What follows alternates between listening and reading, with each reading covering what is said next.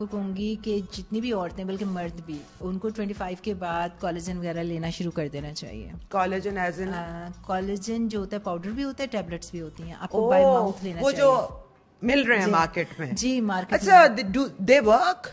वो absolutely work. आपका collagen as के साथ कम हो रहा है और जिन औरतों को मेनोपॉज हो जाता है 30% उनका collagen with in first 5 years कम हो जाता है। Oh my God, I still have a year.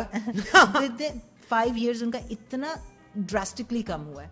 तो आपको तो वैसे 20s में स्टार्ट कर देना चाहिए कोलेजन। अच्छा। आपका कोलेजन कम हो रहा है, आपकी फैट कम हो रही है, तो आपने उसको बाहर से लेना है। आपकी डाइट जो होती है वो आप यखनी लो, एनिमल बेस्ड और ऐसी मीट लो, रेड मीट वगैरह, तो उससे भी कोलेजन बनता है। लेकिन मैं वो लेती हूँ पाए जो होते हैं उसकी यखनी में लेती हूँ। लेकिन वो जो फूड है वो आपको एक सर्टेन अमाउंट एग्जैक्टली कितनी पीनी है यही नहीं पता।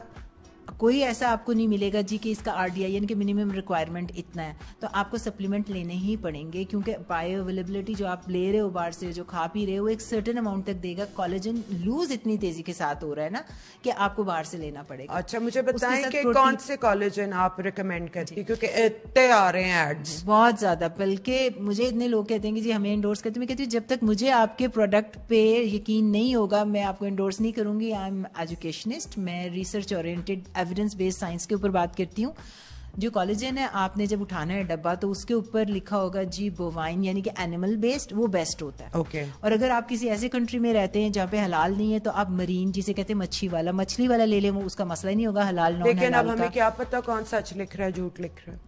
पाकिस्तान में उसके ऊपर लिखा तो होगा मछली का बना। Okay okay. या एनिमल, पाकिस्तान में हलाल नॉन हलाल का चक्कर नहीं है। ओके। तो आप एनिमल बेस्ड ले सकते हो which is the best source. Okay. अब उस पे ये लिखा होता है कि वो मल्टी कोलेजन यानी कि उसके multiple type 1 type 2 type 3 and इस तरह की टाइप्स लिखे होंगे। वो जितनी ज्यादा टाइप्स होंगी उतना बेहतर है। ओके। क्योंकि वो आपके नेल, हेयर, स्किन हर चीज को टारगेट आप कौन सा यूज करती? मैं यूज करती हूँ वाइटल प्रोटीन्स का, वो कोशर है, हलाल है, ठीक है, वो अमेरिका से खरीदती हूँ मैं। ओके। अच्छा, और एक चीज आपने ये जरूर देखनी है कि उसके ऊपर लिखा हो हाइड्रोलाइज्ड और पेप्टाइड। ये बहुत जरूरी चीज है। कोलेजन अगर हाइड्रोलाइज्ड या पेप्टाइड नहीं होगा तो उसकी एब्जॉर्प्शन अच्छी नहीं है। तो आपने सबसे पहले तो ये देखना है कि डब्बे के ऊपर लिखा हो कोलेजन पेप्टाइड या कोलेजन हाइड्रोलाइज्ड, वरना उसका मॉलिक्यूल इतना बड़ा है कि वो एब्जॉर्ब भी नहीं होगा। और अगर आप कह रहे हैं कि जी स्किन पे लगा लें, जिस तरह आजकल कोलेजन मास्क, कोलेजन क्रीम्स, तो वो स्किन के ऊपर ही रह जाएगा, वो एब्जॉर्ब नहीं होता। वो सिर्फ मार्केटिंग है कि कोलेजन के मास्क नहीं मुझे तो बड़ा अच्छा लगता है, मैं ग्लो करती हूँ लगाने के बाद। वो इसलिए करता है क्योंकि जो क्रीमें या मास्क आप लगा रहे हैं उसमें हाइड्रेशन होती है। तो जब भी आप हाइड्रेटिंग कोई चीज लगाओगे तो आपको अच्छा लगेगा, वक्ती तौर पे आपकी स्किन ग्लो करेगी। लेकिन अगर आप ये सोच रहे हैं कि कोलेजन एब्जॉर्ब हो गया, उसने जाके कोलेजन ने इंड्यूस किया अंदर जाके सिस्टम को, आपको तो ऐसा कुछ नहीं है, वो एब्जॉर्ब ही नहीं हो रहा स्किन से, तो आपको बाय माउथ ही लेना है। ये हो गया सेकंड।